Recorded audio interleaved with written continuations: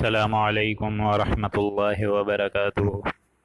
الحمد للہ نحمده ونستعینه ونستغفره ونؤمن به ونتوکل علیہ ونعوذ باللہ من شرور انفسنا ومن سیئات اعمالنا من يهده اللہ فلا مضل له ومن يضلله فلا هادی له ونشهد ان لا الہ الا اللہ وحده لا شریک له ونشهد أن محمدا عبده ورسوله أما بعد أعوذ بالله من الشيطان الرجيم بسم الله الرحمن الرحيم يوصيكم الله في أولادكم للذكر مثل حظ الأنثيين فإن كن نساء للذكر مثل حظ الأنثيين فإن كن نساء فوق اثنتين فلهن ثلث ما ترك وإن كانت واحدة فلها النصف ولأبويه لكل واحد منهما السدس مما ترك إن كان له ولد فإن لم يكن وأبواه فلأمه الثلث فإن كان له إخوة فلأمه السدس من بعد وصية يوصي بها أو دين آباؤكم وأبناؤكم لا تدرون أيهم أقرب لكم نفعا فريضة من الله ان اللہ کان علیما حکیما رب اشرح لی صدری ویسر لی امری واحلل عقدۃ من لسانی یفقهوا قولی اللهم انک عفو کریم اعف عنا اللهم لا تدع لنا في مقامنا هذا ذنبا الا غفرته ولا هما الا فرجته ولا كربا الا نفسته ولا ديما الا قضيته ولا مریضا الا شفیتہ ولا میتا الا رحمتہ برحمتک یا ارحم الراحمین آمین یا رب العالمین۔ سامعین محترم، آج جو رکوع مبارکہ آ رہا ہے یہ دوسرا رکوع ہے، لیکن کافی مختصر رکوع ہے۔ اس میں صرف 4 آیات ہیں، 11، 12، 13 اور 14، اور یہ دوسرا رکوع ہے سورہ نساء کا۔ سورہ نساء کی جو اکثر و بیشتر میں نے آپ لوگوں کو ڈویژن سمجھائی تھی کل کی نشست میں، وہ میں پھر سے ذرا ہلکی سی ریوائز کرا دوں تاکہ تمہیدی گفتگو پہلے سے ہی انجام پا جائے۔ سورہ بقرہ اور سورہ آل عمران کی طرح سورہ نساء جو ہے اپنے مدار پر ڈیوائیڈڈ نہیں ہے، جس طرح حصہ اول اور نصف ثانی سورہ بقرہ اور سورہ آل عمران کا بھی تھا، لیکن اس میں جو ہے یہ معاملات ایسے آپ لوگوں کو نظر نہیں آئیں گے۔ سورہ نساء میں آپ لوگ کو میں نے بتایا تھا کہ 3 لڑیاں ہیں بیسک، جہاں خطاب ہو رہا ہے 3 الگ گروپ سے۔ ایک اہل کتاب یعنی یہود و نصارہ یا اہل الکتاب سے وہ ذکر آئے گا۔ پھر اس کے بعد یا ایھا الذین آمنو، دوسری لڑی اے ایمان والوں، یعنی تعویل خاص، اور پھر یا ایھا الذین آمنو کے ہی زمرے میں منافقین سے خطاب کیا جائے گا۔ اور اکثر و بیشتر حصہ جو کہ میں نے آپ لوگ کو بتایا تھا کہ تقریباً 84 آیات کے مشتمل جتنا ہمارا انالیسز ہے وہ منافقین پر، جو کہ سابقہ مومنین کے ساتھ ہی تھے اور تھے بھی وہ کلمہ پڑھنے والے۔ اب کسی کے ماتھے پہ تو لکھا ہوا نہیں ہوتا کون منافق ہے۔ اب ایک بات یہ سمجھ لیجئے آپ لوگ کہ مجھے میری ایک اسٹوڈنٹ نے بتایا تھا، ہمیشہ نے، جو کہ ماڈریٹر بھی ہیں اس گروپ کی، کہ اگر ہم لوگ شان نزولی کے حساب سے قرآن مجید پڑھیں تو کیسا رہے گا۔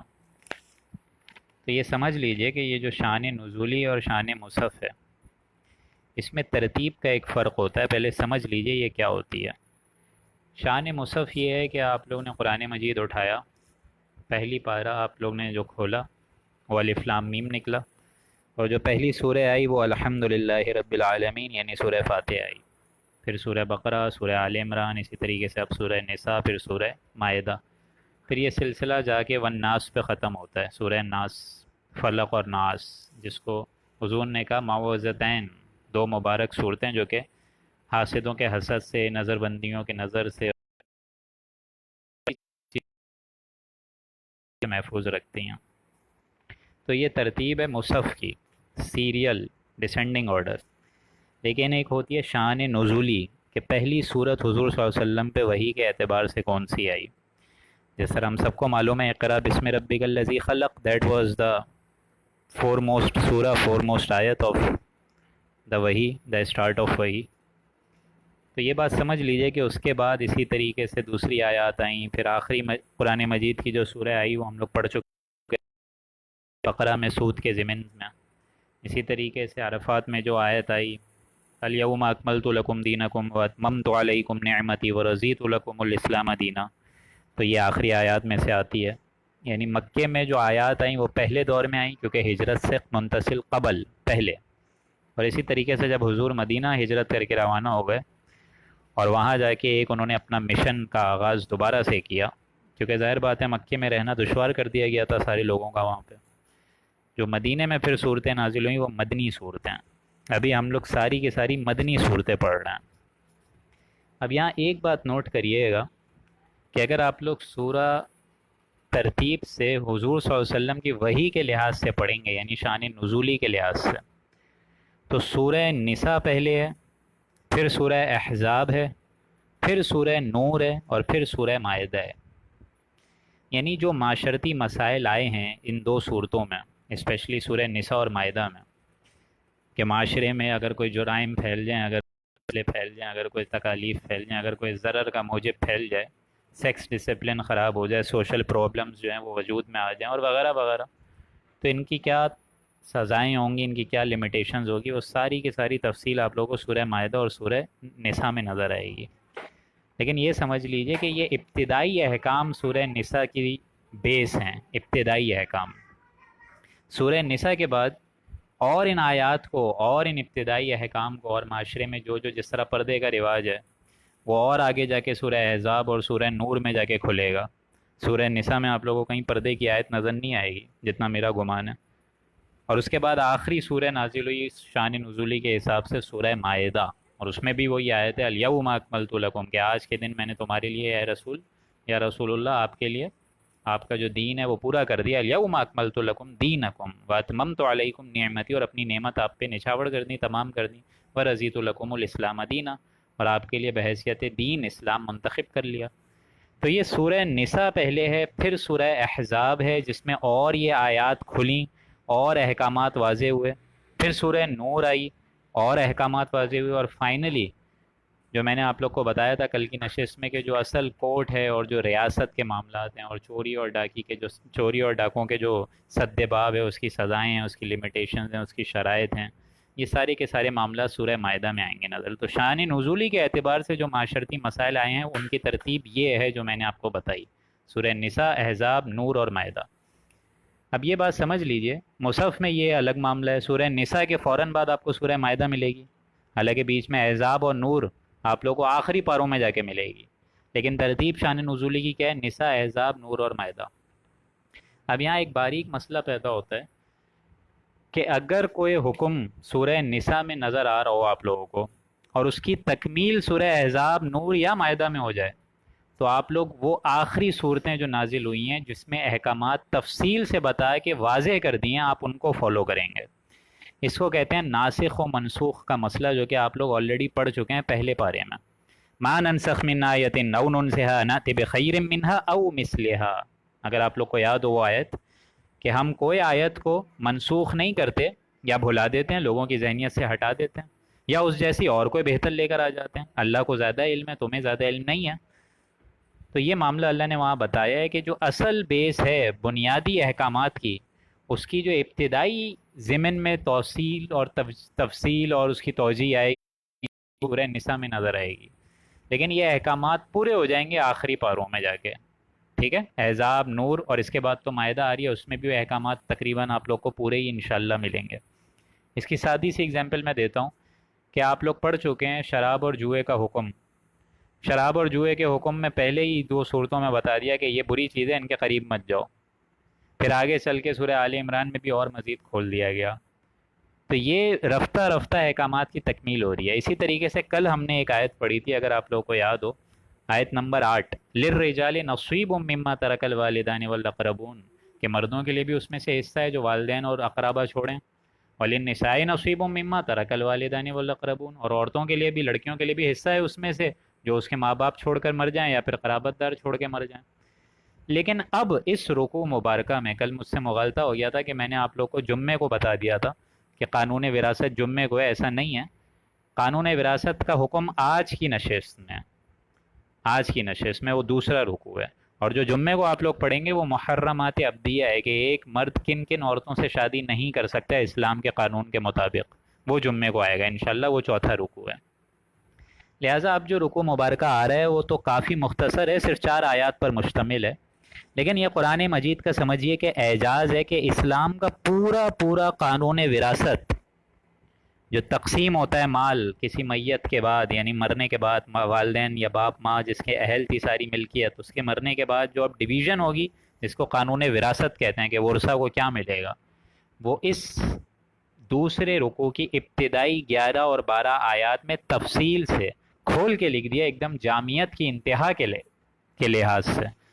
اب اگر اس کے باوجود اگر انسان اس مال کو ہتھیانے کی کوشش کرے، مائٹ از رائٹ والی پالیسی کرے کہ جس کی لاٹھی اس کی بھینس، اور سارا کا سارا حق والدین کے بعد بڑا بھائی کھا جائے یا بڑی بہن کھا جائے، اور دوسرے بھائی بہن بیچارے مفلسی کی حالت میں رہ جائیں، تو یہ سمجھ لیجئے کہ سارا وبال اس قانون وراثت میں ٹیڑھ پیدا کرنے والے شخص پر ہوگا، کیونکہ یہ باقاعدہ حدیث ہے کہ جس کے لیے اللہ نے قانون وراثت مقرر کر دیا ہو، اب اس کے بعد اس کو کچھ لینے کی اجازت نہیں ہے۔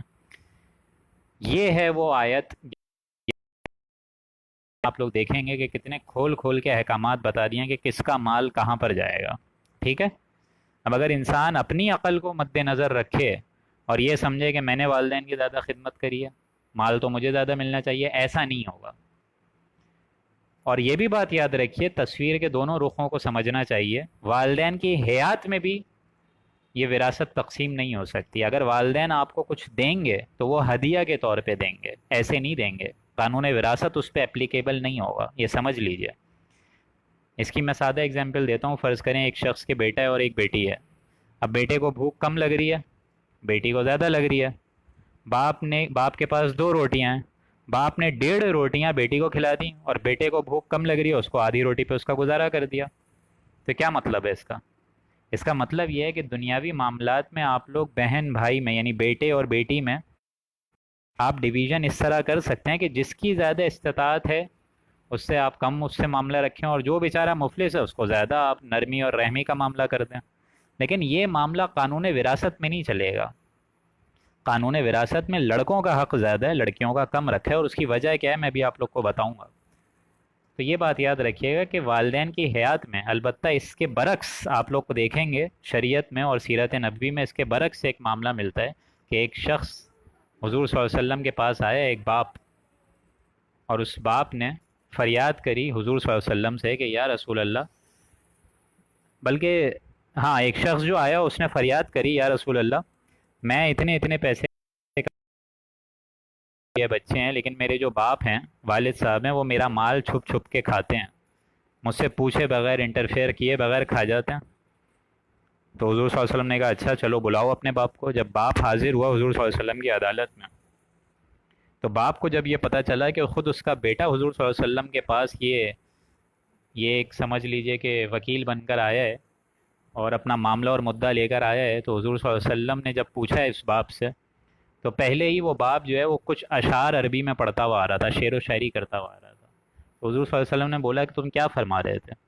تو وہ باپ نے انتہائی غم زدہ اور رنجیدہ حالت میں فرمایا کہ یا رسول اللہ، وہ اشعار تو بہت خوبصورت ہیں، کاش ان کا ترجمہ میں آپ لوگ کو سمجھا پاتا، لیکن اردو میں آپ سمجھ لیجئے۔ انہوں نے یہ فرمایا کہ یا رسول اللہ، جب یہ چھوٹا تھا تو یہ میری ٹانگوں کے ارد گرد لپٹتا تھا، میں اس کا سمجھ لیجئے اس کے لیے ہر کھلونے لے کر آتا تھا، اس کی ساری سوال جواب میں پورے کرتا تھا، جو یہ مانگتا تھا میں حاضر کرتا تھا، اس کے لیے دھوپوں میں میں اور اس کی ماں خوار ہوئے، اس کو کوئی تکلیف ہوتی تھی تو ہم اپنا لخت جگر آگے رکھ دیتے تھے، یہ سارے اس نے مکالمہ کرا۔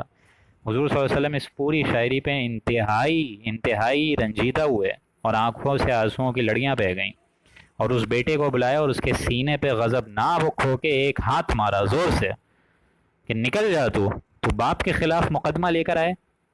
انت و ابی کو، انت و مالو کا ابی کو. حضور صلی اللہ علیہ وسلم نے غالباً یہ الفاظ فرمائے اور فرمایا کہ تو اور تیرا مال سب تیرے باپ کا ہے.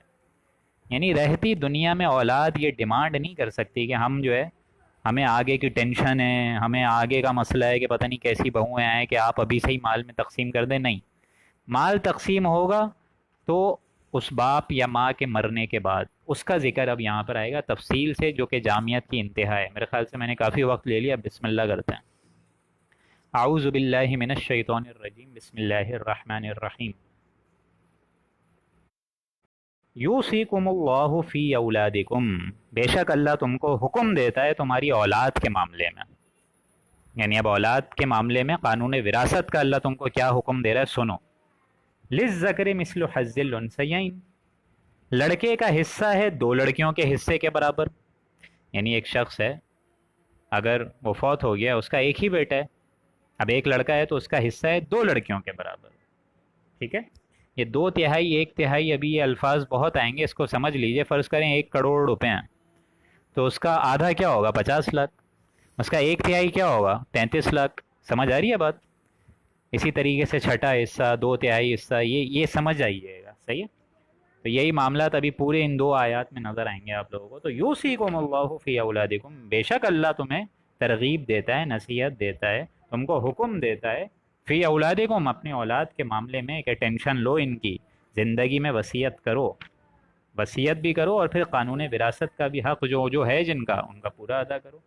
للذکر مثل حظ الانثیین، لڑکے کے لیے حصہ ہے دو لڑکیوں کے برابر. فإن كن نساء، اور اگر صرف لڑکیاں ہی لڑکیاں ہوں، صرف بیٹیاں ہی بیٹیاں ہوں، فوق اثنتین، دو یا دو سے زیادہ، فلہن الثلث ما ترک، تو ان دونوں کو 2/3 میں سے حصہ ملے گا. یعنی ان لڑکیوں کو 2/3 میں سے حصہ ملے گا. ما ترک، جو کہ ترکہ یا مالیت، چھوڑ کے مر جائے ماں باپ، یعنی والدین چلے گئے پیچھے، اتنا مال ہے. ٹھیک ہے، تو یہ اس طریقے سے ڈیوائیڈ ہوگا. اور آگے کیا فرمایا، وَإِن كَانَتْ وَاحِدَةً، اور اگر ایک ہی لڑکی ہے، ایک ہی بیٹی ہے، فَلَهَا النِّصْفُ، تو اس کو آدھا ملے گا. یعنی اگر کسی معاشرے میں والد والدین فوت ہو جائیں اور پیچھے سمجھ لیجئے بہت دولت کے انبار ہیں، اور اگر صرف ایک ہی بیٹا ہے تو وہ پورے کی پوری وراثت اس کی ہو جائے گی. اگر صرف ایک ہی سن ہے، اونلی ہیریٹیج، تو ساری کی ساری وراثت اس بیٹے کی ہو جائے گی. ایک بیٹی ہے تو وراثت آدھی ملے گی، آدھی. اور اگر صرف بیٹیاں ہوں، دو یا دو سے زیادہ، تو ان کو 2/3 ملے گا. ٹھیک ہے، بقیہ حصہ دوسروں کو جائے گا، وہ علیحدہ معاملہ ہے، وہ ابھی آگے آ جائے گا. ابھی بیسک سمجھتے جائیے.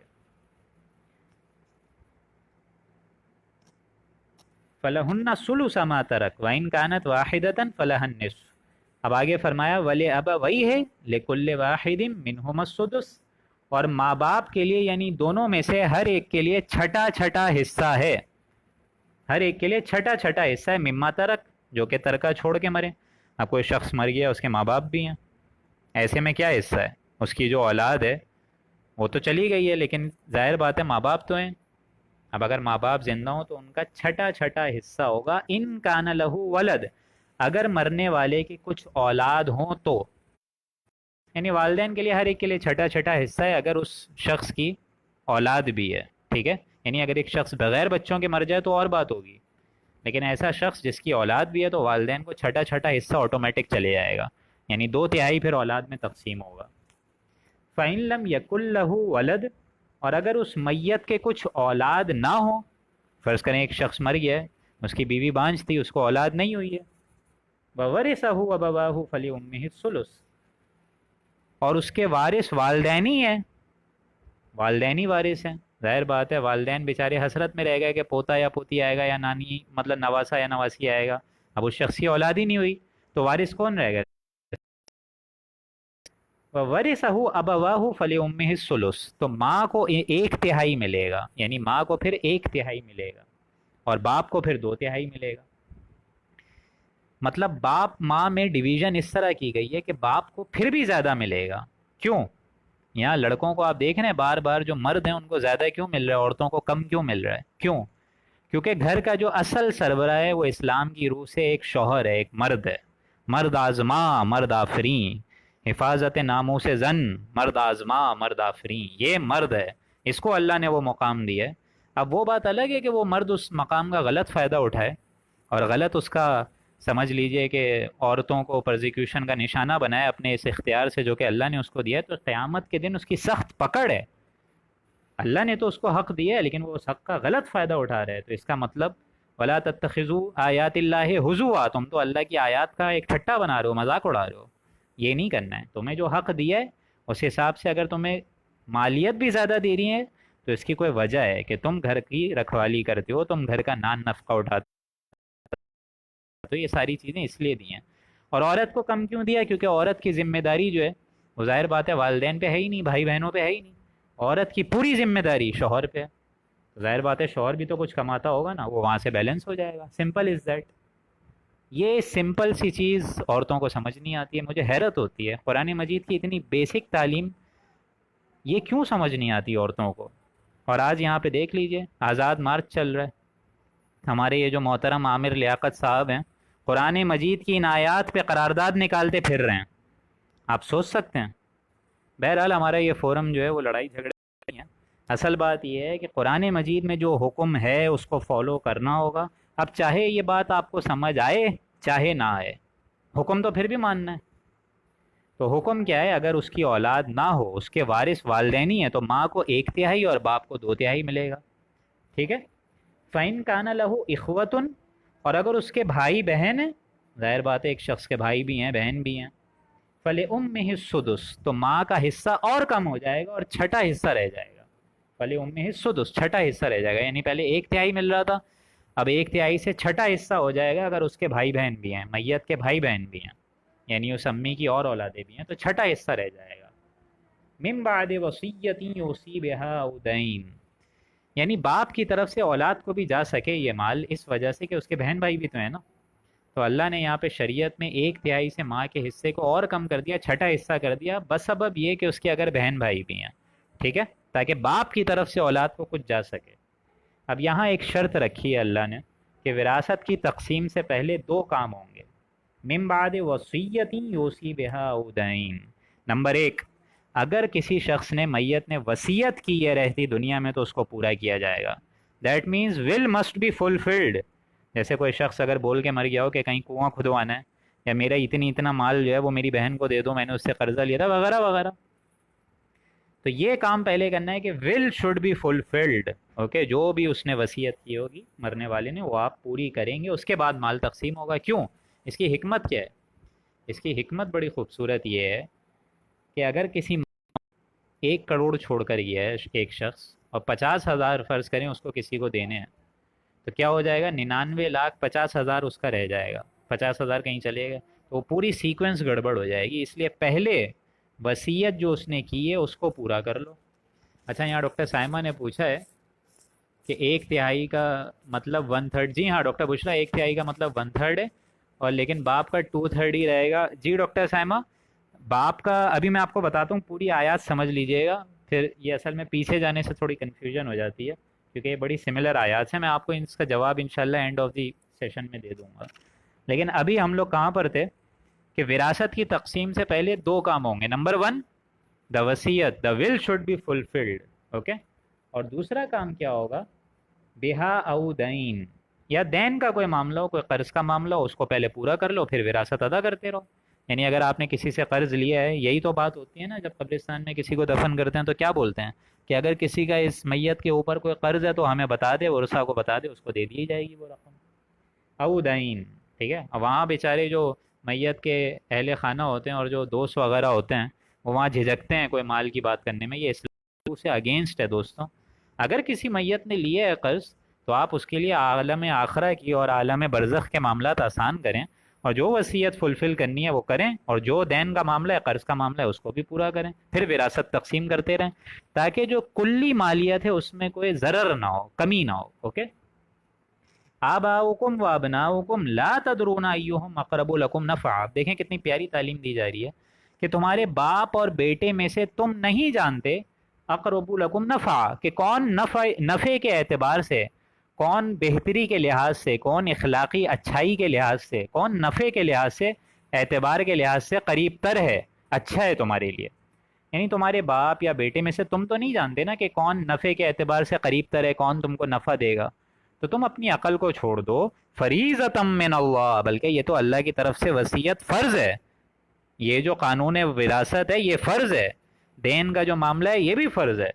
یعنی آدمی پھر یہ نہ سمجھے کہ اللہ نے تو میرے والدین کے لیے اتنا حصہ کیوں رکھ دیا، چھٹا حصہ میری ماں کو کیوں مل رہا ہے، یا اسی طریقے سے باپ کو پھر 2/3 کیوں مل رہا ہے، ایسا کیوں رکھ دیا، یہ تو کھا پی چکے ہیں، زندگی گزار چکے ہیں، میرے بعد تو یہ لوگ بھی چلے جائیں گے. معاذ اللہ ایسی باتیں مت سوچیں، بلکہ یہ تو میری وراثت اس طرح تقسیم ہو کہ ان کو بھی ملے.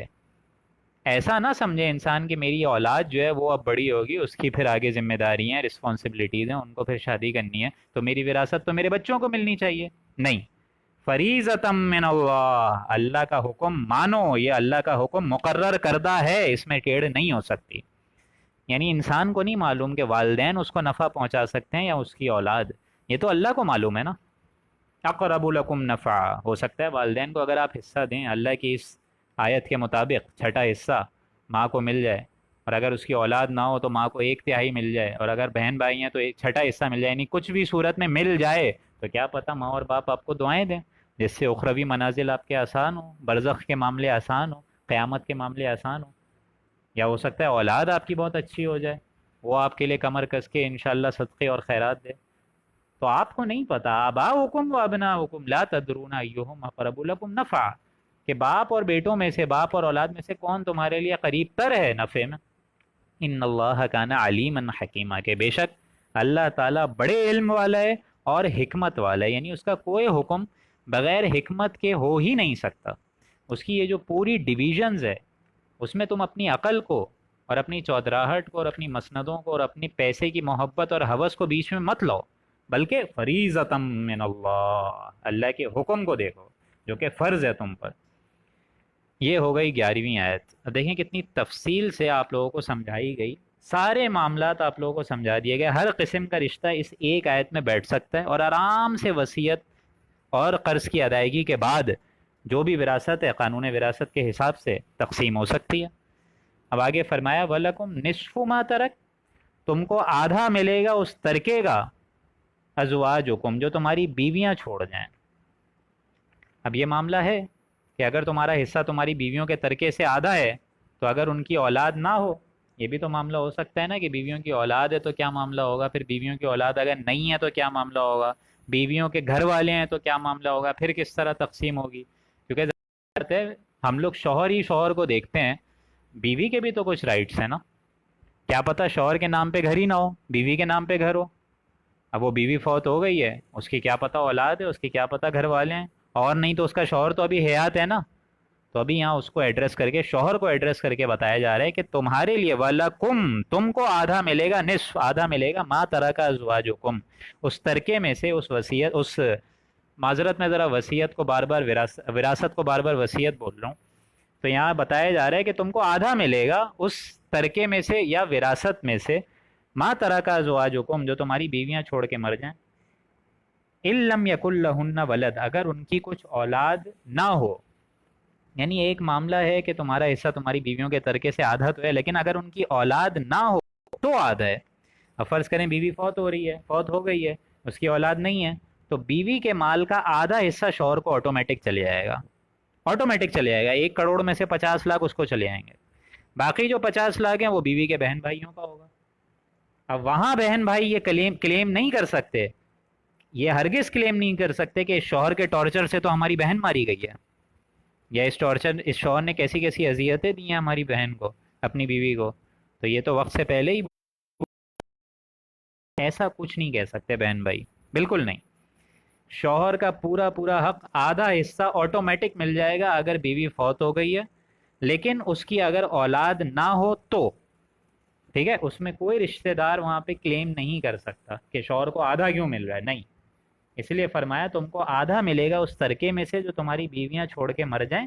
إِن لَّمْ يَكُن لَّهُنَّ وَلَدٌ، اگر ان کی کچھ اولاد نہ ہو.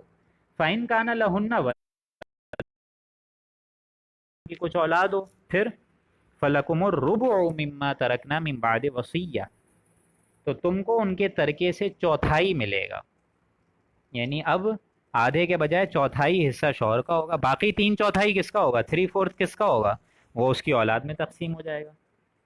اور یہ معاملہ بھی من بعد وصیت یوصین بہا او دین، اور یہ معاملہ بھی پورا کب ہوگا، جب وہ دو شرائط پوری کی جائیں گی، یعنی وصیت کے پورا ہونے کے بعد اور قرض کی ادائیگی کے بعد۔ وَلَهُنَّ الرُّبُعُ مِمَّا تَرَكْتُمْ إِن لَّمْ يَكُن لَّكُمْ وَلَدٌ، اور اگر ان بیویوں کو چوتھائی ملے گا اس ترک، اور ان بیویوں کو چوتھائی ملے گا اس ترکے کا جس کو تم چھوڑ کے جاؤ گے، یعنی اب فرض کریں کہ جو کچھ شوہر چھوڑ کے جائے، بیوی کے لیے چوتھائی حصہ ہو جائے گا، ٹھیک ہے۔ ان لم یکن لکم ولد، اگر، یعنی بیوی کے لیے جو چوتھائی حصہ ہوگا وہ کب ہوگا، اگر تمہاری کوئی اولاد نہیں ہے تو شوہر جو چھوڑ کے مرے گا کے لیے بیوی کے حصے میں 1/4 آئے گا، اوکے، چوتھائی حصہ 1/4، ٹھیک ہے، اگر اولاد نہیں ہے تو۔ فَإِن كَانَ لَكُمْ ولد، اور اگر اس کی کچھ اولاد ہو، یعنی ظاہر بات ہے شوہر کی اولاد بھی تو ہوگی نا، ولد ہے، فَلَهُنَّ السُّمُنُ مِمَّا تَرَكْتُمْ، تو ان کو تمہارے ترکے میں سے چھوڑے ہوئے مال میں سے 8واں حصہ ملے گا، یعنی اب 1/4 کے بجائے اب معاملہ ہو گیا ہے 8ویں حصے کے اوپر، اگر اولاد ہے تو۔ اب یہ خطاب آپ لوگ ذرا اس کو سمجھیے گا 12ویں آیت کے اختتام پہ، کہ اگر وہ کیا کہتے ہیں، یہاں بتائی جا رہی ہے بات، بیویوں کو الگ ایڈریس کیا گیا ہے اور شوہر کو الگ ایڈریس کیا گیا ہے۔ یہ جو 12ویں آیت آغاز ہوئی ہے، یہ سٹارٹ تب ہوئی ہے کہ بیویاں اگر چھوڑ کے مر جائیں، ٹھیک ہے، فرض کریں 1 کروڑ کا گھر ہے، وہ بیوی کے نام پہ ہے، وہ چھوڑ کے مر گئی، اور اگر اس کی اولاد نہیں ہے تو کیا ہوگا، اس کا آدھا حصہ مل جائے گا شوہر کو، اور اگر بیوی کو چھوڑ کے تو اس ترکے کا، یعنی چھوڑے ہوئے مال کا چوتھائی حصہ ملے جائے گا شوہر کو، آدھا نہیں ملے گا، چوتھائی ملے گا، لیکن یہ بھی کب ہوگا، جب وہ دو شرائط پوری ہوں گی، یعنی وصیت کے بعد اور قرض کی ادائیگی کے بعد۔ پھر الگ ایڈریس کیا گیا بیویوں کو، ٹھیک ہے، یعنی اگر شوہر کے گھر نام، شوہر کے حصہ ملے گا 1/4، ٹھیک ہے، اگر اولاد نہیں ہے تو، لیکن اگر اولاد ہے تو ان کو چھوڑے ہوئے حصے کا 8واں حصہ ملے گا 1/8، اوکے، اور یہ بھی کس کے بعد، من بعد وصیت توصون بها او دین، وصیت نکالنے کے بعد، یعنی وصیت کی ادائیگی کے بعد، یا دین اور قرض کے معاملے کی ادائیگی کے بعد، ٹھیک ہے۔ آئی ایم شیور میں آپ لوگ کو کچھ حد تک سمجھا چکا ہوں، بہت آہستہ آہستہ، دیکھیں یہ قرآن مجید کی طویل ترین آیات میں سے ہے، تو میں بہت آرام آرام سے سمجھا رہا ہوں تاکہ آپ لوگوں کو پورا قانون وراثت ایک دم کھول کھول کے سمجھ آ جائے۔ اب ایک اور شرائط بھی تو ہو سکتی ہے نا، کہ اگر جو مرا ہے وہ کلالہ ہے، اب یہ کلالہ کیا ہوتا ہے پہلے یہ سمجھ لیجئے، آیت کا ترجمہ تو یہ ہے وَإِن كَانَ رَجُلٌ يُورَثُ کلالہ، اور اگر کوئی میت ایسی ہو کہ وہ کلالہ ہو، اب یہ کلالہ کیا ہے یہ سمجھیے، یعنی اگر وہ مرد یا عورت دونوں کلالہ ہیں، دونوں میں سے کوئی ایک کلالہ ہے، کلالہ اس کو کہتے ہیں جس کی نہ ماں ہو، نہ باپ ہو، نہ اولاد ہو، مطلب صرف میت کے بہن بھائی رہ جائیں۔ فرض کریں کوئی شخص مرتا ہے، اس کا نہ باپ ہے، نہ ماں ہے، نہ اس کی بیچارے کی کوئی اولاد ہوئی، تو ایٹ لیسٹ بھائی بہن تو ہوں گے نا، تو صرف میت کے جو بھائی بہن رہ جائیں، ایسی فوت شدہ انسان کو، فوت شدہ مرد یا عورت کو کہتے ہیں کلالہ، اس لیے فرمایا وَإِن كَانَ رَجُلٌ يُورَثُ کلالہ اَوْ امْرَأَةٌ، خواہ وہ میت مرد ہو یا عورت ہو، رجل یورث کلالۃ اَوْ امرأۃ، یا تو مرد ہو یا تو عورت ہو، اب کلالہ تو کوئی بھی ہو سکتا ہے، وَلَهُ أَخٌ أَوْ أُخْتٌ فَلِكُلِّ وَاحِدٍ مِّنْهُمَا السُّدُسُ، تو اس کے لیے یہ، اچھا ایک اور بات یہ سمجھ لیجئے کہ یہاں بہن بھائی بھی 3 قسم کے ہوتے ہیں، ابھی آیت میں نے کمپلیٹ نہیں کری ہے، یہ سمجھ لیجئے کہ جزیرہ نمایاں عرب میں اس دور میں جو معاشرتی سطح تھی، وہاں 3 قسم کے بہن بھائی ہوتے تھے۔ ہمارا کیا معاملہ ہوتا ہے، ایک سوتیلا ہے اور ایک سگا ہے، وہاں سمجھ لیجئے 3 ٹائپس ہوتے تھے، ایک عینی، عین یہ نون یہ عینی، یعنی ماں اور باپ مشترک ہیں، یعنی حقیقی سگے بہن بھائی جس کو ہم لوگ کہتے ہیں، ٹھیک ہے، جو کہ نارمل خاندان ہوتا ہے۔ نمبر 2 علاتی، علاتی کہتے ہیں باپ ایک ہیں مائیں جدا ہیں، اب عرب کے ہاں ان کو بھی حقیقی کہتے تھے، ان کو بھی عینی کہتے تھے، ان کے ہاں کوئی فرق نہیں سمجھا جاتا تھا کہ باپ تو ایک ہی ہے مائیں جدا ہیں، فرض کریں پولی گیمی ہے، ایک شخص نے 3-4 شادیاں کر لی ہیں تو ہر ایک سے اولاد ہے، تو باپ تو ایک ہی ہوئی نا، مائیں جدا ہیں۔ اور تیسری ٹائپ ہے وہ اخیافی ہے، سوتیلا، عرب کے ہاں وہ کہلاتا تھا سوتیلا، سوتیلا سے مراد ماں ایک ہو اور باپ کئی ہو اور ہو، ٹھیک ہے، ماں ایک ہی ہو یونائٹڈ سنگل، لیکن باپ کئی ہوں، زیادہ ہوں. جیسے ایک شخص کی اولاد تھی، وہ فوت ہو گیا، اب بیوی نے دوسری شادی کر لی، پھر دوسرے شوہر سے بھی اولاد ہو گئی، تو ماں کو ایک ہے اولاد، ماں تو ایک ہی ہوئی نا، لیکن اولاد دو باپوں سے ہے. ٹھیک ہے، تو ایسے شخص کو کہا جاتا ہے کلالہ، جس کا حکم اب آ رہا ہے. وَإِن كَانَ لَهُ وَلَدٌ، یہاں پہ آیت تھی وَإِن كَانَ رَجُلٌ يُورَثُ كَلَالَةٍ، اگر وہ مرد ہو کلالہ یا عورت ہو. کلالہ سے مراد یعنی ایسی میت، ایسا فوت شدہ شخص جس کے نہ ماں ہے، نہ باپ ہے، نہ اولاد ہے. وَلَهُ أَخٌ أَوْ أُخْتٌ فَلِكُلِّ وَاحِدٍ مِّنْهُمَا السُّدُسُ، اگر ایسے شخص کا ماں کی طرف سے ایک بھائی یا بہن ہے، اخیافی بھائی یا بہن ہے، یعنی ایسا شخص مر گیا ہے لیکن کہیں نہ کہیں اس کی ماں کی طرف سے، یعنی اخیافی جو میں نے ابھی آپ کو بتایا ہے، ٹھیک ہے، سوتیلا، اب کوئی بھائی یا بہن ہے، تو ان دونوں میں سے کیا معاملہ آ رہا ہے؟ فَلِكُلِّ وَاحِدٍ مِّنْهُمَا السُّدُسُ، تو ان دونوں میں سے ہر ایک کا چھٹا حصہ ملے گا. ٹھیک ہے، یعنی 1/6. اب فرض کریں ایک بہن ہے اس کی، تو اس کو 1/6 مل جائے گا، سمپل. ٹھیک ہے، اگر ایک بہن نہیں ہے، ایک بھائی ہے، تو اس کو بھی 1/6 مل جائے گا. یعنی بہن یا بھائی تو ہونے ہی چاہیے، ہوتے ہی ہیں. ٹھیک ہے، ایسے خیافی بھائی یا بہن کہے جاتے ہیں. پھر آگے فرمایا فَإِن كَانُوا أَكْثَرَ مِن ذَلِكَ، پھر اگر یہ لوگ اس سے زیادہ ہوں، فَهُمْ شُرَكَاءُ فِي الثُّلُثِ، تو سب کے سب میں ایک تہائی میں شریک ہوں گے. یعنی ظاہر بات ہے اگر ایک بھائی یا بہن سے بھی زیادہ ہے تعداد، تو سب کے سب ایک تہائی میں شریک ہو جائیں گے. ٹھیک ہے، نہیں وہ جو مال چھوڑا ہے اس کا ایک تہائی، آپ فرض کریں 1 کروڑ کا ایک تہائی الگ کر لیں، اور وہ ایک تہائی ایکولی جتنے بہن بھائی ہیں ڈیوائڈ کر لیجئے. یعنی 1 کروڑ کا فرض کریں ایک تہائی ہے 33 لاکھ. ٹھیک ہے، 33 لاکھ ہیں اور 5 بھائی ہیں، تو 33 لاکھ کو 5 بھائیوں سے ڈیوائڈ کر لیں، جو رقم ہوگی آپ ان کو دے دیجئے. ٹھیک ہے، 6 6 لاکھ جتنی بھی پڑے گی، 5 یا 6 لاکھ. تو پھر سلس، صحیح ہے، وہ ایک تہائی میں سارے شریک ہو جائیں گے. من بعد وصیت یوصی بہا او دین، لیکن یہ بھی وصیت نکالنے کے بعد کہ وصیت ادا کر دی جائے یا دین کا معاملہ ادا کیا جائے، کہ قرض ہو وہ ادا کر دیا جائے. غیر مضار، اور یہ معاملہ بھی کسی کو تکلیف پہنچانے کی نیت سے نہ ہو. یعنی یہ سارا کام، سارا معاملہ جو ہے وہ کسی کو تکلیف پہنچانے کی نیت نہیں ہو، بلکہ بین بین معاملہ ہو، خوبصورتی سے کے ساتھ معاملہ ادا ہو. اس طریقے سے نہیں ہو کہ کسی کو تکلیف ہو، کسی کی دل کو ٹھیس پہنچے، ایسا نہیں ہو. کیونکہ یہ قانون وراثت بنانے والا کون ہے؟ اللہ ہے. اللہ کے لیے مرد بھی اتنی ہی محبوب ذات ہے جتنی کی عورت ہے، اور عورت ہی اتنی محبوب ذات ہے جتنی کی مرد ہے، کیونکہ دونوں کے جو تخلیق کی ہے وہ اللہ نے ہی کری ہے. تو مرد کے بھی جو حقوق ہیں وہ اللہ کے نزدیک بہت اہمیت کے حامل ہیں، اسی طریقے سے عورت کے بھی جو حقوق ہیں وہ بھی اہمیت کے حامل ہیں. تو یہ قانون وراثت تو بے شک وہی ذات بنا سکتا ہے جس نے مرد کو بھی بنایا ہو، عورت کو بھی بنایا ہو، اس کے بھی احساسات سمجھتا ہو، اس کی بھی تکالیف سمجھتا ہو. تو یہ برابر برابر کا معاملہ ہے. اللہ کسی بھی بندے کے ساتھ، کسی بھی اپنے صالح بندے کے ساتھ، انفیکٹ کسی بھی انسان کے ساتھ کوئی تکلیف اور کوئی ناانصافی ہوتا ہوا دیکھنا پسند نہیں فرماتا. غیر مضار، کسی کو تکلیف نہ پہنچاؤ. وصیۃ من اللہ، اور اس کو حکم کو کھول دیا گیا کہ اللہ کے حکم پر دھوکہ مت کھاؤ. وصیۃ من اللہ، یہ وصیت ہے اللہ کی طرف سے، یہ حکم ہے اللہ کی طرف سے، تو اس کو دھوکہ مت کھاؤ، اس پہ دھوکہ مت کھاؤ کہ وہ تم کو پکڑ نہیں رہا. نہیں، تم یہ سمجھ رہے ہو کہ وراثت اپنے حساب سے کر لیں، اپنی عقل کے حساب سے کر لیں کہ میں نے والدین کی زیادہ خدمت کری ہے تو میں کا طلبگار ہوں. تو اپنی عقل تم نے رکھی نا، اللہ کے اس احکام کو پسے پش ڈال دیا. یہ معاملہ نہیں کرنا ہے. وصیۃ من اللہ، یہ حکم ہے اللہ کی طرف سے، لہٰذا تم اللہ کے حکم پر دھوکہ مت کھاؤ کہ وہ تم کو پکڑ نہیں رہا تو جس حساب سے شریعت چینجز کر دو. نہیں، اس کی اگر پکڑ آئے گی تو بچ نہیں پاؤ گے. جس طرح آخری پارے میں سورہ بروج میں فرمایا ان بطش ربک لشدید، کہ بے شک تیرے رب کی پکڑ بہت شدید ہے. وہ جب پکڑنے پہ آتے ہیں انسانوں کو تو منہ کے بل اوندھے ہو کے انسان گر جاتے ہیں. تو انسان کی شریعت کو فالو کرنا، اصل اس کی جو جائے پناہ ہے وہ اسی میں کہ چاہے معاملہ سمجھ آئے چاہے نہیں آئے، اپنی عقل کو مد نظر نہیں رکھنا. سمپل سی بات یہ ہے. کیوں؟ واللہ علیم حکیم، واللہ علیم حلیم، کہ اللہ تعالیٰ خوب جانتے ہیں اور وہ بڑے حلم والے ہیں. یعنی وہ جو حکم اس نے دیا اس میں حلمت ہے، وہ کوئی نہ کوئی اس میں اللہ کی طرف سے تمہارے لیے ہی بہتری ہے. اس میں کوئی اپنی ذات کو مد نظر مت رکھو، بلکہ اللہ کے حکم کو سامنے رکھو، آگاہی میں رکھو. اور آگے فرمایا تلک حدود اللہ، یہ اللہ کی حدود ہیں. These are the boundaries of Allah, these are the limitations. تلک حدود اللہ.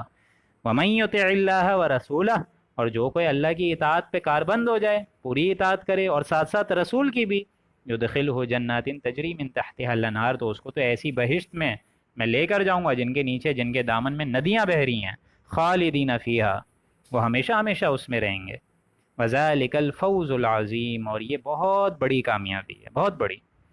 یعنی اس معاملے میں بھی اللہ کی اطاعت اور رسول کی اطاعت فرض ہے، ٹھیک ہے۔ بسا اوقات ایسے بھی شریف النفس بیچارے انسان ہوتے ہیں، اب یہ بھی معاملہ ہے، دیکھیں شیطان آپ لوگ کو حیرت ہوگی کیسے پٹیاں پڑھاتے ہیں انسانوں کو۔ اولاً پٹی میں نے خود ایک سمجھ لیجئے کہ اس طرح کے معاملات سنے ہیں کہ باقاعدہ عورتیں بولتی ہیں، مائیں جو ہوتی ہیں وہ بولتی ہیں کہ ابھی تمہارے باپ کا انتقال ہوا ہے، اگلے دن ہی تم یہ وراثت تقسیم کرنے کی باتیں کر رہے ہو، ابھی تو باپ کی مٹی بھی نہیں سوکھی ہے اور تم جو ہے اس کے مال کے پیچھے لگ گئے ہو۔ بعض اوقات مائیں آڑے بن جاتی ہیں، نہیں، اب وہ باپ جو ہے مالیت کا اہل رہا ہی نہیں ہے، اب فوراً تقسیم ہوگی۔ کیوں؟ کیونکہ اس کے بعد فسادات جنم لیں گے، ایک مہینے 2 مہینے بعد اور کوئی نہ کوئی بہو بھڑکائے گی، کوئی نہ کوئی داماد بھڑکائے گا، یہ ہوتے ہیں معاملات۔ اور آپ خود بتائیں ہے کہ نہیں ہے ایسے معاملات؟ اگر میں غلط بول رہا ہوں تو آپ لوگ ٹوک سکتے ہیں، بالکل یہی معاملات چل رہے ہیں۔ اور دوسری بات بسا اوقات یہ بھی ہوتا ہے کہ ایک شریف النفس انسان ہوتا ہے جس نے ماں باپ کی بہت خدمت کی ہوتی ہے، اب اس کو شیطان بھڑکاتا ہے کہ زیادہ مال لو، تم نے تو پوری زندگی ماں باپ کی خدمت کری ہے، تمہارا بھائی تو باہر گھوم رہا تھا، اس کو تو کچھ نہیں، وغیرہ وغیرہ۔ حالانکہ وہ یہ بھول جاتے ہیں کہ اسی ماں کے رحم مادر سے وہی بھائی آئے اور اسی ماں کی چھاتی سے اسی نے دودھ پیا جس چھاتی سے تم نے پیا ہے۔ اسی طریقے سے کچھ شریف النفس انسان ہوتے ہیں، وہ تو کہتے ہیں ہمیں کچھ بھی نہیں چاہیے، ہم اس پیسوں کے معاملات میں پڑتے ہی نہیں ہیں، ہمیں اپنے باپ بہت مطلب عزیز تھے، وہ بہت محروم ہیں، اب ان کا ایک ٹکا بھی ہم نے نہیں چاہیے۔ یہ شیطان ایسے بھی پٹیاں پڑھاتا ہے، اور جب وہ پورا کا پورا مال کوئی بڑا بھائی لے جاتا ہے تو بعد میں وہ سر پیٹتے ہیں۔ تو بھائی جب اللہ نے قانون دیا تھا تو اس کو فالو کیوں نہیں کیا؟ اس میں حماقت تو پھر آپ کی ہے نا۔ اس لیے فرمایا وَمَن يَعْصِ اللَّهَ، جو شخص اللہ اور رسول کا کہنا نہیں مانے گا، یعنی اس وراثت، قرض کے معاملے اور تقسیم کے معاملے اور قانون وراثت کو، ان سب کو ہلکا لے گا۔ بعض اوقات یہ بھی ہوتا ہے کہ بھائی جو ہے وہ لے کے بیٹھ جاتے ہیں اور بعد میں مرتے دم تک نہیں دیتے، وہ یہ کہتے ہیں کہ ٹھیک ہے میں کہاں بھاگا جا رہا ہوں، میں تمہارا بڑا بھائی ہوں، تمہیں میرے اوپر اعتبار نہیں ہے، والد کے بعد میں ہی ہوں نا تمہارا باپ، والد کے بعد تو میں ہی ہوں سب کچھ، میں اپنے حساب سے چلاؤں گا گھر۔ ان پاگلوں کو یہ نظر نہیں آ رہا ہوتا کہ اللہ نے یہاں آیت میں کیا لکھا ہوا ہے، وَمَن يَعْصِ اللَّهَ، جو شخص اللہ اور رسول کا کہنا نہیں مانے گا، ہلکا لے گا ایسے احکامات کو، وَيَتَعَدَّ حُدُودَهُ، اور ان قاعدوں کے مطابق نہیں چلے گا بلکہ اس کی حدود سے تجاوز کرے گا، بائی پاس کرنے کی کوشش کرے گا، یدخلہ نارا خالدا فیہا، اس کو میں داخل کر دوں گا آگ کے اندر۔ کاش یہ آیت سمجھ آ جائے، میں حیران ہوتا ہوں کہ ایک وراثت کا قانون دیکھیں، 4 آیات ہیں اور کتنی تفصیلی احکامات ہیں، سبحان اللہ بولنے کا دل کرتا ہے۔ اور اسی اتنی عظیم ترین تعلیم کو دیکھیں ہم نے کیسے کہ ایک طرف تو نماز ہے، روزے ہیں، کلمے ہیں، زکوٰۃ ہے، حج ہے، رہ گئی رسم ازا، روح بلالی نہ رہی، فلسفہ رہ گیا، تلقین غزالی نہ رہی۔ ایک طرف یہ معاملات چل رہے ہیں اور جہاں یہ شریعت کے باریک ترین حکم ہیں جس پہ مسلسل 4 آیات تفصیل سے آئی ہیں، اس کو فالو کرنے کا کوئی ہے ہی نہیں۔ حالانکہ آپ خود بتائیے مجھے، پورے قرآن میں نماز کا حکم کتنی دفعہ ہے؟ عمرے کا حکم کتنی دفعہ ہے؟ حج کا حکم کتنی دفعہ ہے؟ بہت شاذ و نادر، بہت لمیٹڈ حکم ہے، آپ لوگ کو معلوم ہے یہ بات؟ اصل معاملہ ہے پورے قرآن مجید کا حقوق العباد، میرے بندوں سے تمہارا کیا معاملہ ہے، کیونکہ اللہ فرماتا ہے کہ قیامت کے دن میں اپنا معاملہ ہلکا کر دوں گا۔ میرے معاملے میں اگر تم لوگ حد سے تجاوز ہو گئے، کوئی نماز نہیں پڑھی، سستی میں رہے، ٹھیک ہے، سوتے رہ گئے، عین ممکن ہے اللہ وہ نماز معاف کر دے، اس کی قضا معاف کر دے، ٹھیک ہے، لیکن بندوں کے معاملے میں اللہ تعالیٰ انصاف کرے گا، اور وہ انصاف کیسے ہوگا؟ وہاں یا تو نیکیاں یا تو بدیاں۔ اگر کسی کا حق کھایا ہے تو اپنی نیکیاں وہاں اس بندے کو دینی ہوں گی، کسی کی غیبت کری اپنی نیکیاں اس کو دینی ہوں گی۔ جس کو حضور نے فرمایا کہ میری امت کا مفلس کون ہے، صحابیوں بتاؤ، تو صحابی نے فرمایا جس کے پاس پیسے نہیں ہو، جو بیچارہ قرض میں ڈوبا ہو۔ تو حضور نے فرمایا نہیں، میری امت کا مفلس وہ ہے جو کہ قیامت میں احد پہاڑ جتنی نیکیاں لے کر آئے گا، لیکن اس نے اس دنیا میں کسی کی غیبت کری ہوگی، چغلی کری ہوگی۔ وہ تو ہم لوگ کرتے ہیں نا دوستوں، یا نہیں کرتے؟ آپ بتائیے مجھے۔ ایک شخص بیٹھا ہوتا ہے، غیبت اس کی، جیسے ہی وہ گھر سے نکل گیا، فلور اوپر والے فلور پہ چلا گیا، کسی کمرے میں چلا گیا، اسی وقت غیبت شروع کر دیتا۔ یہ تو معاملہ ہے ہمارا۔ تو ایسا شخص جس نے اس قسم کی حرکت کری ہوگی وہ اس کو اپنی نیکیاں دینی ہوں گی، اس بندے کو جس کی اس نے غیبت کری، چغلی کری، ڈاکے ڈالے یا زمین ہتھیائی، فلانا فلانا وراثت کھائی، اب وہ جب دے گا یہ معاملہ ہوگا کہ نیکیاں ساری ختم ہو جائیں گی، اور اس شخص کے گناہ اس شخص پہ لادے جائیں گے جس کا اس نے حق مارا ہوگا، اب اس کے گناہ اس پہ آئیں گے، اور ہوتے ہوتے وہ جہنم کی وادیوں میں ڈوب جائے گا، گڑ جائے گا۔ اس کو حضور نے فرمایا یہ ہے میری امت کا مفلس، غریب ترین، یہ معاملہ ہے دوستوں۔ وَمَن يَعْصِ اللَّهَ، جو کہ اللہ اور رسول کا کہنا نہیں مانے، وَرَسُولَهُ وَيَتَعَدَّ حُدُودَهُ، اور اللہ کی حدود سے تجاوز کر جائے، يُدْخِلْهُ نَارًا خَالِدًا فِيهَا، اس کو ہم داخل کریں گے آگ میں اور وہ ہمیشہ ہمیشہ اس میں جلتا رہے گا، وَلَهُ عَذَابٌ مُّهِينٌ، اور اس کی سزا ایسی ہوگی جس میں ذلت ہی ذلت ہے، اہانت ناک سزا، جو کہ جلا دے۔ اب کیا ہی اچھا ہو دوستوں کہ اگر ہم لوگ ان چار آیات کو یوں سمجھیے کہ بورڈ بنا کے لٹکا لیں اپنی دیواروں پہ، کہ عین ممکن ہے کہ ہماری تو اصلاح ہو ہی جائے لیکن ہمارے بعد والی جو نسل ہے جو کہ قرب قیامت کے ایک دم کلائمیکس پہ کھڑی ہوئی ہوگی، یہ بھی سمجھ لیجئے کہ we are actually living in the end of times, ہم لوگ زیادہ نہیں جینے والے ہیں، جتنی اللہ نے ہمیں زندگی دی ہے یہ تو سمجھ لیجئے ہم لوگ موت سے قریب ہو رہے ہیں، لیکن یہ قیامت بھی سمجھ لیجئے زیادہ دور نہیں ہے۔ آپ خود بتائیے گا نا، آپ خود بتائیے مجھے کہ کون سا کام ہے جو نہیں ہو رہا ہے؟ جو حدیث سے بتایا گیا حضور نے ساری کے سارے معاملات ہو رہے ہیں۔ حضور نے فرمایا کہ بھیڑ بکری چلانے والے انسان جو ہیں وہ بڑی بڑی عمارتوں میں ایک دوسرے سے مقابلہ کریں گے، بھاگ دوڑ کریں گے۔ صحابیوں نے فرمایا یہ بھیڑ بکری چلانے والے کون ہیں؟ حضور نے فرمایا ایھا العرب، یہ سارے کے سارے عرب ہیں۔ دبئی میں دیکھ لیجئے کیا چل رہا ہے، برج خلیفہ، مکہ میں دیکھ لیجئے کلاک ٹاور۔ اسی طریقے سے حضور نے فرمایا کہ جب تم دیکھو کہ آقا اپنی لونڈی جنم دے، یہ میں آپ لوگ کو وہ نشانیاں بتا رہا ہوں قیامت کی جو کہ حدیثوں سے ثابت ہیں، ورنہ لوگوں نے نا اس میں مرچ مسالے بھی بہت لگائے ہوئے ہیں کہ یہ چاند ایسا ہو جائے گا تو قیامت آ جائے گی، آسمان کا کلر چینج ہو جائے گا تو قیامت، ایسا کہیں نہیں ہے۔ حضور کی حدیث سے قیامت کی نشانیاں بہت لمیٹڈ ہیں، ٹھیک ہے؟ اس میں قیامت صغرا ہے اور قیامت کبریٰ ہے، یعنی ایک بڑی نشانی ہے اور ایک چھوٹی نشانی ہے۔ تو جو نشانیاں حضور نے میں سے ایک نشانی یہ بھی ہے کہ جب آقا اپنی لونڈی کو جنم دے، جب لونڈی اپنی آقا کو جنم دے، معذرت، اس کا مطلب صحابیوں نے پوچھا تو حضور نے فرمایا جب لونڈی اپنے آقا کو جنم دے، اس کا مطلب یہ ہے کہ جب اولاد اپنی ماں کو، اپنے والدین کو سب کے سامنے بھری محفل میں ذلیل کریں، تب سمجھ لینا دوستوں قیامت کا جو ڈنکا ہے وہ بجنے والا ہے۔ آج بتائیے نا مجھے، اور حضور نے فرمایا بالخصوص بیٹیاں، آج بیٹیوں کو دیکھ لیں، ذرا سی شلوار قمیض آئرن نہیں ہوتی ہے، ماں اگر کوئی پوائنٹ مار دے، ٹوک دے، تو کیسا بھڑک اٹھتے ہیں لوگ، ہماری آزادی میں خلل پیدا کرتے ہیں۔ ہم لوگ شادی بیاہ میں ناچ رہے ہیں، گا رہے ہیں، بیٹھ کے مہندی مائیوں منا رہے ہیں، یہ خلل پیدا کر رہے ہیں۔ ہمارے والدین کہہ رہے ہیں یہ قرآن کا جو ہے پڑھنے کی چیز ہے، ہم لوگوں نے پڑھا نہیں ہے، اس کو موسیقی کو اپنا لطف بنا لیا ہے، یہ خلل پیدا کر رہے ہیں، یہ تو حال ہے۔ تو اس قیامت کے آنے سے پہلے میں یہ فرما رہا تھا کہ اللہ تعالی ہمیں بھی ان وراثت کے احکامات کو فالو کرنے کی توفیق دے، اور بالخصوص جو آئندہ نسلیں آنے والی ہیں اس میں بھی یہ سلسلہ جاری و ساری فرمائے۔ الحمدللہ ہمارے 2 رکوع مکمل ہو چکے ہیں۔ کل جو رکوع آئے گا وہ آئے گا بیسیکلی سیکس ڈسپلن پہ، کہ ایک سوسائٹی میں جو سیکس ڈسپلن خراب ہوتا ہے اس کی کیا شرائط ہیں، ٹھیک ہے؟ جو بدکاری کے معاملات ہوتے ہیں، زنا کے معاملات ہوتے ہیں، وہ سارے معاملات آئیں گے کل والی نشست میں۔ اور جو چوتھا رکوع ہے جمعے کی نشست میں انشاءاللہ وہ آئے گا معاملہ محرمات ابدیہ، کہ ایک شخص جو ہے وہ کن کن عورتوں سے دنیا میں نکاح کر سکتا ہے، کیا کیا حرام ہے، کیا کیا حلال رشتے ہیں، ٹھیک ہے؟ اور انشاءاللہ العزیز ہفتے کو آپ لوگوں کا چوتھا پارہ جو ہے وہ تو انشاءاللہ جمعے کو یعنی پرسوں ہی ختم ہو جائے گا، انشاءاللہ مکمل ہو جائے گا، تو ہفتے یا اتوار کو آپ لوگوں کا چوتھے پارے کا بھی انشاءاللہ ٹیسٹ ہو جائے گا۔ آئی ایم شیور میں بہت آرام سے آپ لوگ کو ساری باتیں سمجھا پاتا ہوں، کیونکہ میرا تھوڑا اسٹائل یہی ہوتا ہے کہ سب چیزیں سمجھ آ جائیں، ٹھیک ہے؟ اس لیے میں ایک ایک چیز کو ریپیٹ کرتا ہوں تاکہ ذہن میں پورے طریقے سے بات بیٹھ جائے، اور مجھے بڑی خوشی ہوتی ہے کہ ماشاءاللہ آپ لوگ زیادہ سے زیادہ لوگوں کو لے کر آتے ہیں۔ کوشش یہی کیا کریں کہ گھر والوں کو بھی بٹھائیں، کچھ اسپیکر آن کر دیں، ٹھیک؟ اس قرآن سے سوچیں اگر آپ کے ذریعے سے اللہ تعالیٰ کسی کو راہ راست پہ لے کر آ جائے تو جب تک وہ عمل کرتا رہے گا اس کا ثواب انشاءاللہ مجھے، آپ کو، ہم سب کو ملتا رہے گا، ٹھیک ہے؟ تو انسان کو اس کے لیے فکر کرنی چاہیے، نہ صرف یہ کہ دنیا کی چمک دھمک کے پیچھے بھاگنا چاہیے۔ اس آیت پہ اختتام کرتے ہیں کہ اللہ تعالیٰ میرا اور آپ کا حامی و ناصر ہو۔ بارک اللہ لنا ولکم فی القرآن العظیم ونفعنی و ایاکم بالآیاتہ والذکر الحکیم صدق اللہ العظیم.